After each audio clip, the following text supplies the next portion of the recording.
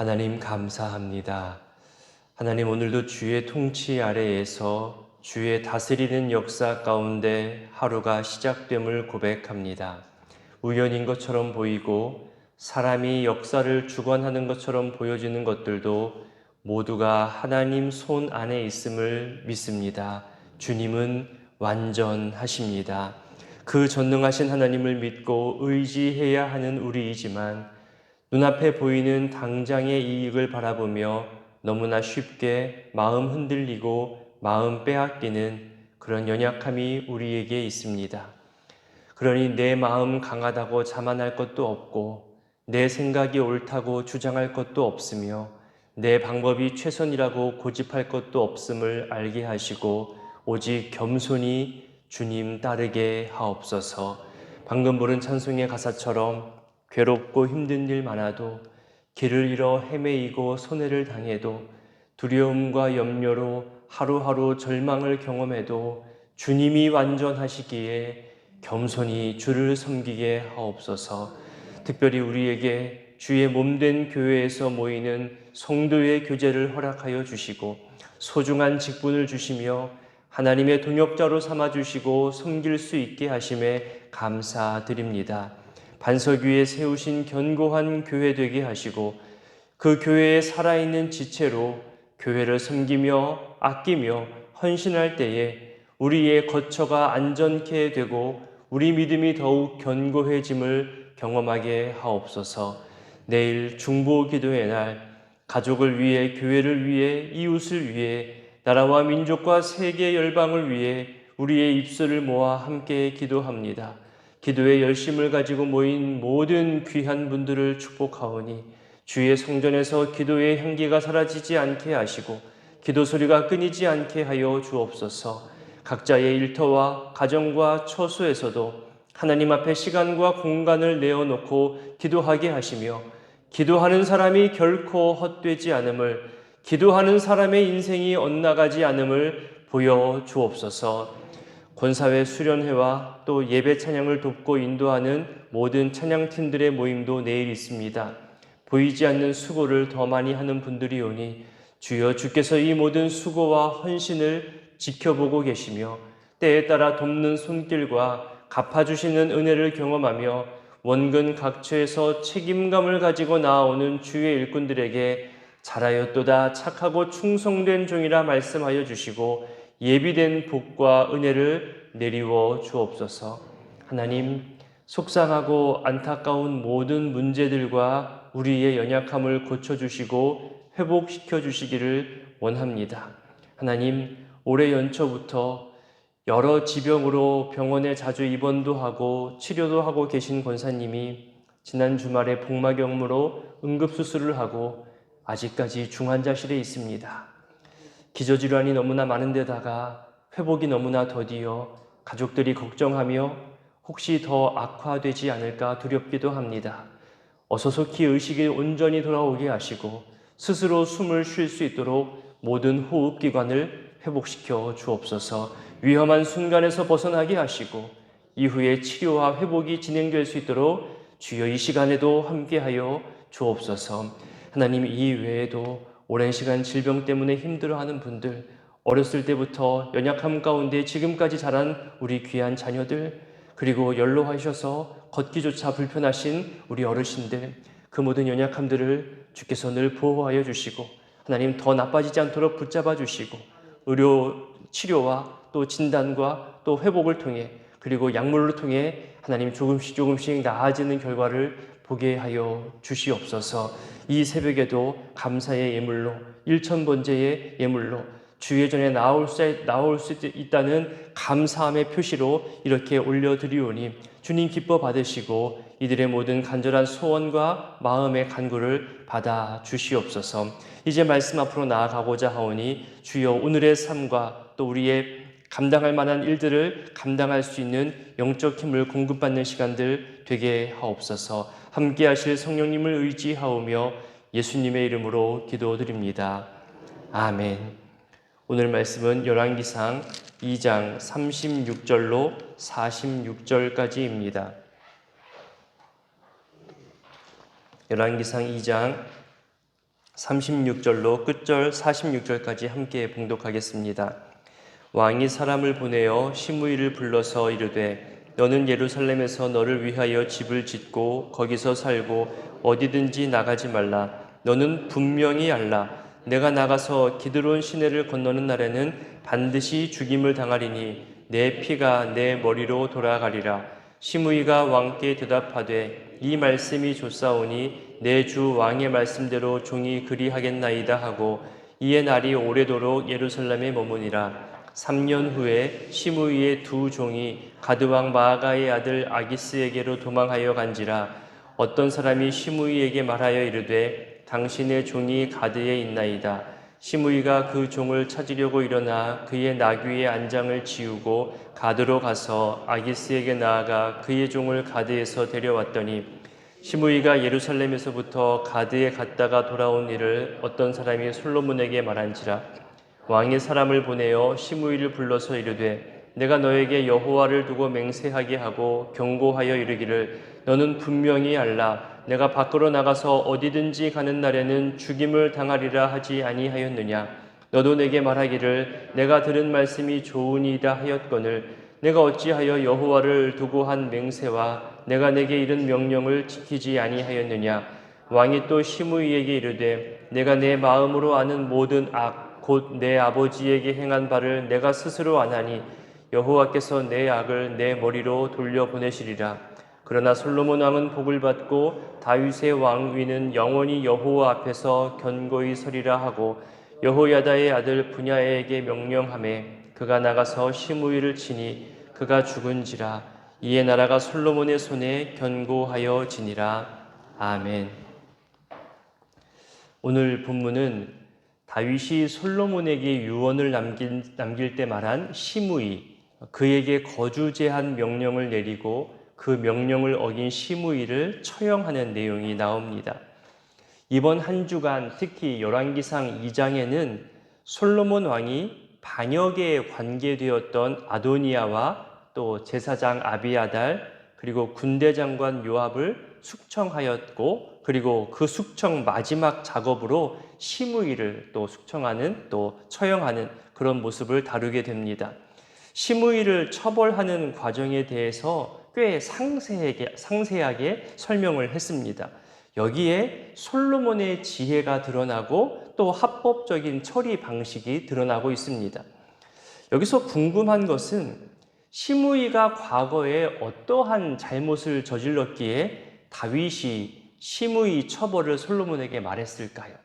그리고 왜 시므이는 거주 제한 명령을 받아들였고 그것을 좋다 여겼을까요?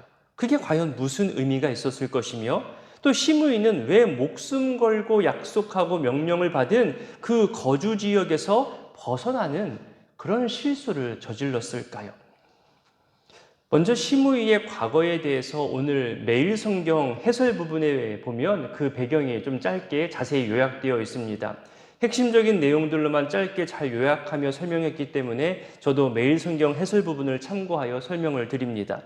시므이는 하나님이 세우신 다윗을 너무나 싫어했습니다. 몇 가지 이유와 배경이 있는데요. 시므이는 베냐민 지파 사람입니다. 초대왕 사울이 베냐민 지파라는 것에 큰 자부심을 가지고 있었습니다. 우월감이라고 할 만큼 자기 지파에 대해 그리고 사울 왕에 대해서 대단한 자랑거리로 여기며 살았죠. 그런데 그 사울 왕이 죽고 유다 지파에서 나온 다윗이 왕이 됩니다. 불만과 적대감이 커져가지요. 그러던 중에 다윗이 아들 압살롬을 피해서 도망갈 때에 시므이가 나와서 다윗을 향해 엄청난 저주를 퍼붓습니다. 아들한테 쫓기는 못난 아비라고. 사울 왕의 자리를 네가 그렇게 차지한 것처럼 네 아들이 너를 그렇게 몰아내는 거라면서 정말 모욕감을 주고 도망가는 다윗 일행을 더욱 피곤하게 하고 화나게 하는 그런 저주를 퍼부었습니다. 그것도 한 번 퍼부은 것이 아니라 쫓아가면서 돌을 던지며 자기가 데려온 사람들과 함께 그렇게 다윗 일행을 저주했습니다. 함께 도망가던 다윗의 신하 한 명이 말만 하시면 내가 가서 저 목을 베고 오겠다고 할 정도로 모두를 분노하게 할 정도였죠. 그때에도 다윗은 이렇게 말했습니다. 오늘 나를 향한 이 저주를 하나님께서 만약에 긍휼히 여기신다면 분명히 나에게 선한 것으로 갚아주실 것이고, 그리고 저 시므이를 하나님이 판결하실 것이라며 그렇게 답을 하고 시므이를 죽이지 않았습니다. 그리고 몇 번 말씀드렸다시피 화가 나고 저주할 때 늘 우리가 생각해야 할 것은 내가 저주한 그 상대방이 그 저주의 내용을 받을 만큼 악한 사람이 아니라면 그 저주는 결국 나에게 돌아오는 겁니다. 반대로 축복도 마찬가지죠. 상대방이 축복받을 만한 그런 악한 사람이라면, 축복받을 만한 사람이 아니라면, 그런 악한 사람이라면 그 축복은 결국 나에게로 돌아오는 겁니다. 그러니 여러분, 무슨 말을 더 많이 해야 할지 뻔히 답이 나오지 않습니까? 압살롬의 반역이 마무리되어지고 다시 다윗 일행이 왕궁으로 돌아갈 때입니다. 그때에도 시므이가 또 등장해서 이제는 바짝 엎드리지요. 그것도 자기 영향력을 모두 다 데리고 나옵니다. 그 수가 1000명이 넘습니다. 여러 정치적 상황을 이용하면서 자기 생명을 보호받는 것을 약속받지요. 시간이 흐릅니다. 자기 생명을 해하지 않겠다고 약속한 다윗이 이젠 죽고 없지요. 자기의 방패가 되어주었던 여러 정치적인 세력도 또 숙청당하기도 하고 사라지게 되었습니다. 게다가 지금 숙청의 분위기가 한창이잖아요. 잔뜩 긴장하고 있는 시므이를 솔로몬이 부릅니다. 36절부터 38절까지를 보면 왕이 시므이를 불러서 예루살렘에서 벗어나지 말라는 거주 제한 명령을 내리잖아요. 그리고 38절에 보면 시므이가 말하기를 그 내용이 좋다는 겁니다. 죽을 수도 있다는 긴장 속에서 거주지 제한 정도면 훨씬 나은 거죠. 그런데 여기서 시므이가 이 거주 제한 명령을 조금 잘못 해석했습니다. 자기 꾀와 지혜로만 해석하게 되는 실수를 범하게 됩니다. 자, 볼게요. 친사울계의 중요 인물입니다. 시므이는 직속으로 거느리며 영향을 주는 사람이 1000명도 넘습니다. 더군다나 재산도 어마어마합니다. 한마디로 시므이는 베냐민 지파 안에서, 베냐민 거주 지역 안에서 돈도 있고 사람도 있고 인맥도 있고 영향력도 대단한 사람이었던 거죠. 거기서 또 다른 반역을 꿈꿀 수도 있는 사람이고, 아니면 솔로몬의 통치를 시시건건 반대하는 그런 영향력을 발휘할 수도 있는 그런 사람입니다. 그래서 솔로몬은 베냐민 지파 사람들이 주로 모여 살고 있는 그 바후림이라는 지역에서부터 이 시므이를 끄집어내서 예루살렘에 거주하게 하는 겁니다. 그 거주 제한 지역이 이런 정치적 모습까지 다 포함된 거죠. 정치적 구금이라고도 할 수 있습니다. 그곳에 자기 인맥과 재산이 다 있지만 떨어져 나온다 할지라도 자기의 그 중간 관리자인 종들을 통해서 충분히 관리할 수 있다 여기고, 시므이는 왕의 명령을 괜찮다, 좋다 여긴 겁니다. 자, 여기서 이 거주 제한 명령에 대한 솔로몬의 강조와 시므이의 동의 사이에는 약간의 해석 차이가 있습니다. 솔로몬은 예루살렘으로 들어와 살면서 여기서 어디든지 나가지 말라고 하죠. 동서남북 어디든지 예루살렘 밖으로 나가지 말라고 분명하게 경고를 했습니다. 특정한 장소만 허락되는 것이 아니라 어느 장소든지 벗어나면 안 되는 겁니다. 그러면서 하나 더 강조하며 언급한 곳이 있는데 그것이 바로 37절에 나오는 기드론 시내를 건너는 것에 대해서 언급하죠. 기드론 시내가 어떤 곳이냐 하면 예루살렘 동쪽 지역에 있는 곳으로, 그 시내만 건너기만 하면 곧바로 시므이의 영향력이 있는 바후림 지역에 나오는 겁니다. 그러니 시므이가 해석할 때 조금 잘못 해석한 것은, 내 고향 땅으로만 가지 않으면 되겠구나, 내 정치적 기반이 있고 정치 영향력이 있는 그 바후림으로만 가지 않으면 나는 괜찮은 거구나, 그렇게 잘못된 해석을 가진 거죠. 하지만 분명히 솔로몬은 얘기했습니다. 예루살렘을 벗어나서 그 어떤 곳으로서 가면 안 된다. 벗어나는 순간 너는 죽임을 당한다. 자기 멋대로 해석하고 자기 꾀로 해석한 결과가 바로 오늘 우리가 결과를 본 것처럼 파멸이라는 것, 이것이 또한 우리에게 교훈이 되는 겁니다. 우리가 살고 있는 이 지역 땅으로 좀 쉽게 비유해 보자면 광진구 안에 시무이를 살게 하는 겁니다. 그리고 여기서 벗어나면 반드시 죽임을 당한다고 경고하죠. 특히 너희 동네, 저 동쪽 구리로 가지 말라고 하는 겁니다. 충분히 이해되죠. 그런데 자, 구리에서 자신과 왕래하며 사람들 소식도 알려주고 커다란 재산도 관리해줘야 하는 그런 신뢰할 만한 종들이 성동구 쪽으로 도망을 가는 거예요. 자기 정치 기반인 구리와는 정반대인 서쪽 지역 성동구로 도망가서 정착하려고 합니다. 그만큼 커다란 액수를 가지고 간 거죠. 일반 종이 아니라 노예과도 같은 하층 종이 아니라 사람을 부리고 관리하고 정치인들까지도 만날 수 있는 그런 높은 신분의 종을 말하는 겁니다. 그러니 시므이가 이 소식을 듣자마자 잡으러 떠났겠죠. 자, 여기서 먼저 생각해 볼 것은요, 이 종들이 구리에서 광진구로 왔다 갔다 하다가 왜 굳이 성동구 쪽으로 구리와는 반대되는 방향으로 도망을 갔을까요? 여기에 하나님의 섭리가 있는 겁니다. 만약 구리에서 더 멀리 자기 주인 시므이와 더 떨어질 수 있는 저 덕소나 양평 쪽으로 더 도망가도 됐잖아요. 만약에 그쪽으로 도망갔으면 시므이가 과연 잡으러 갔을까요? 솔로몬이 내린 거주 제한의 명령을 시므이는 구리로만 생각했잖아요. 근데 구리보다 더 동쪽으로 갔으면 더 못 가는 거죠. 못 잡으러 가겠죠. 구리만 가지 않으면 괜찮겠지. 그렇게 자기 꾀에 빠져 있고 정치적 계산으로만 해석을 했기 때문에 바로 옆, 그것도 구리와는 정반대인 성동구 정도는 잠깐 다녀와도 괜찮겠지. 그런 아니란 생각에 빠진 겁니다. 그 정치적 기반의 정반대로 이끈 우연처럼 보이지만 여기에는 하나님의 섭리가 있는 겁니다. 하나님께서 하나님의 사람을 저주하고 하나님의 일을 방해한 사람을 결코 내버려 두지 않습니다. 솔로몬 왕이 만약에 불법으로, 권력으로, 또 무력으로 시므이를 제압하고 죽이게 되면 또 다른 반대 세력이 생겨날 수 있는 거잖아요. 그렇게 잘못된 방법으로 시므이를 처벌하지 않도록 하나님께서 그 시므이의 종들을 시므이가 경각심을 갖지 못하고 안일하게 생각했던 그 방향으로 도망하게 한 것, 저는 그렇게 해석이 됩니다. 시므이의 부주의함과 명령 위반으로 인해 처벌하게 하시기 위해서 하나님은 시므이의 연약한 곳을 치신 거죠. 사람이 계획해도 그 걸음을 인도하시는 분은 하나님이십니다. 하나님이 아닌 다른 것을 의지하면 안전이 보장되지 않는다는 것을 우리는 최근 잠언을 통해 계속해서 살펴보고 있었잖아요.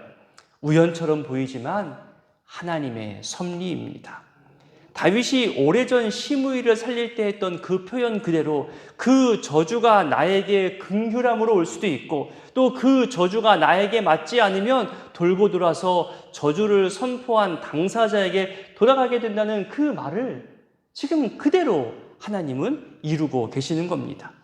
39절 표현에서도요, 재미난 한 가지 표현 기법이 나옵니다. 3년 후 두 사람의 종, 한 사람의 고발.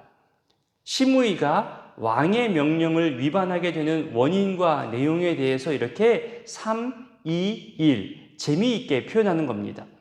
3년의 시간은 시므이가 다윗에게 잘못한 것에 대해서 반성하고 회개해야만 하는 시간이었습니다. 하지만 그 시간 동안 시므이는 오히려 반성은커녕 마음이 느슨해졌습니다. 긴장이 많이 풀린 거죠. 고향 땅에 있는 재산을 관리하는 몇 명의 종들이 있었을 텐데 그 중에 둘이 작당하여 도망갔지요. 큰 충격이고 배신이고 이후 또 다른 배신들이 생길까 하는 조바심과 조급성을 갖게 합니다. 그리고 한 사람이 와서 말하기를 기드론 시내 쪽이 아니라 정반대 방향으로 도망하였음을 알려줍니다. 이런 숫자적인 표현 3, 2, 1 3년의 시간 2명의 종, 1사람의 고발자. 이렇게 이런 숫자적 표현을 가지고 시므이가 왕의 명령을 위반하였음을 알려주는 이런 재미난 표현을 했습니다.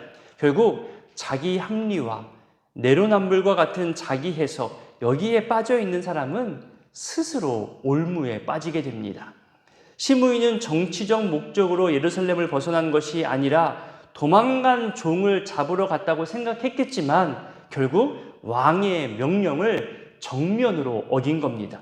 어쩌면 왕에게 양해를 구한 다음에 출발했을 수도 있었을 텐데 당장 눈앞의 이익을 바라본 겁니다. 약속을 어기는 것에 대한 이 시므이의 성급한 판단이 우리에게 반면 교사가 됩니다. 우리가 충성해야 할 대상, 우리가 섬겨야 할 하나님, 또 우리가 헌신해야 할 교회, 그것보다 내 눈앞에 보이는 내 욕심을 채워주는 그런 이익만 따라가는 것이 어찌 보면 시므이에게서 그 결과를 볼 수 있는 겁니다. 이 정도쯤은 내가 결정해도 되겠지. 이 정도쯤이야. 이 정도 금액은 내가 다룰 수 있어. 이 정도 시간은 뭐, 이 정도쯤 하는 게 모여져서 중요한 기준을 어기게 됩니다. 세심한 조율이 필요한 상황에 있어서 커다란 손해나 불필요한 지출을 가져올 수도 있는 게 바로 이 정도쯤이라는 아니란 생각입니다. 서로의 리더십들을 인정하고 협의하시고 여러 다양한 상황들에 대해서 함께 고민해 나가는 것이 그것이 올바른 교회의 발걸음이라 저는 다시금 강조해 드리고 싶습니다. 41절을 보십시오. 시므이의 행적을 늘 지켜보는 시선이 있었습니다. 사람의 시선도 이러할진데 하나님은 우리의 앉고 일어섬과 모든 생각까지도 지켜보시고 그리고 지켜보신 그대로 헤아리신 그대로 우리에게 갚으십니다. 이제 42절부터는 시므이를 처벌하는 내용이 나옵니다. 반드시 죽을 것이라 분명히 경고했는데 이를 어겼으니 이는 죽을 수밖에 없는 이유라고 분명히 언급하죠. 사사로운 감정이나 잘못된 방법이 아니라 왕으로서 공의로운 판결로 처벌하고 있음을 알리는 겁니다. 43절에 보면 어찌하여라는 물음이 나오잖아요. 이것은 상대방의 답변이나 설명을 묻는 질문입니다. 하지만 솔로몬은 시므이에게 그 어떤 설명이나 변명의 기회도 주지 않습니다.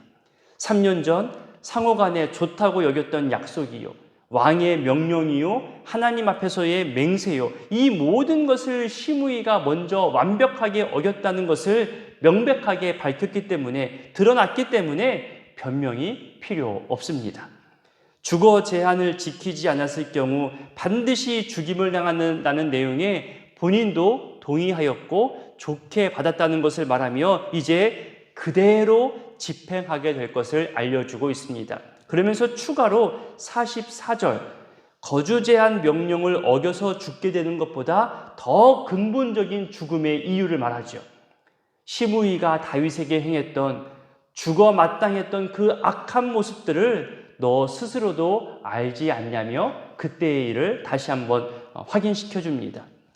위급히 도망가는 왕을 향해 자신의 영향력을 사용하여 저주하며 그 분위기를 확대시켰고 또 정치적 상황을 교묘히 이용해서 다윗에게 목숨을 건지고 생명을 해하지 않겠다는 맹세를 받아낸 것, 그것으로 어쩌면 가만히 있어야 되는데 그 모습을 가지고 지금까지 여전히 솔로몬 주변에서 계속해서 다른 악함을 도모하고 했다는 겁니다. 뻔뻔하게 그렇게 이 모양 저 모양 활개치며 살아왔다는 거죠. 그 모습들이 자기 스스로 생각해도 죽어 마땅한 자임을 너 알고 있지 않냐 확인시켜주고 있습니다. 정치적 수완과 간교한 입술과 재물의 밝은 그런 판단으로 여기저기 빠져나가며 살아왔지만 결국 죄의 결과, 뿌린 대로 거둔다는 성경의 대원칙대로 그렇게 비참히 죽음을 맞이합니다. 오늘 말씀을 기억하며 기도하실 때에 악인의 형통과 잘됨을 우리 부러워할 필요가 없습니다. 그것 때문에 마음 괴로워할 이유도 없습니다. 악은 반드시 심판받게 됩니다. 우리가 악에 휘둘리거나 마음 빼앗기지 않고 오히려 선을 지켜 행하는데 우리 더욱더 힘쓸 수 있기를 기도했으면 좋겠습니다. 알곡과 가라지 비유처럼 가라지는 주인이 뽑는 것이지 내가 뽑는 게 아닙니다. 우리는 더욱더 알곡되기에 힘쓰면 되는 겁니다. 그리고 기도하실 때 또 가정과 교회와 이 나라 이 민족을 더욱 견고히 세워나가는 하나님의 마음을 알고 하나님의 마음을 품은 선한 일꾼들이 더 많이 세워지게 되기를 기도해 주시기를 부탁드립니다. 주기도문으로 기도합니다. 하늘에 계신 우리 아버지, 아버지의 이름을 거룩하게 하시며 아버지의 나라가 오게 하시며 아버지의 뜻이 하늘에서와 같이 땅에서도 이루어지게 하소서. 오늘 우리에게 일용할 양식을 주시고 우리가 우리에게 잘못한 사람을 용서하여 준 것 같이 우리 죄를 용서하여 주시고 우리를 시험에 빠지지 않게 하시고 악에서 구하소서. 나라와 권능과 영광이 영원히 아버지의 것입니다. 아멘.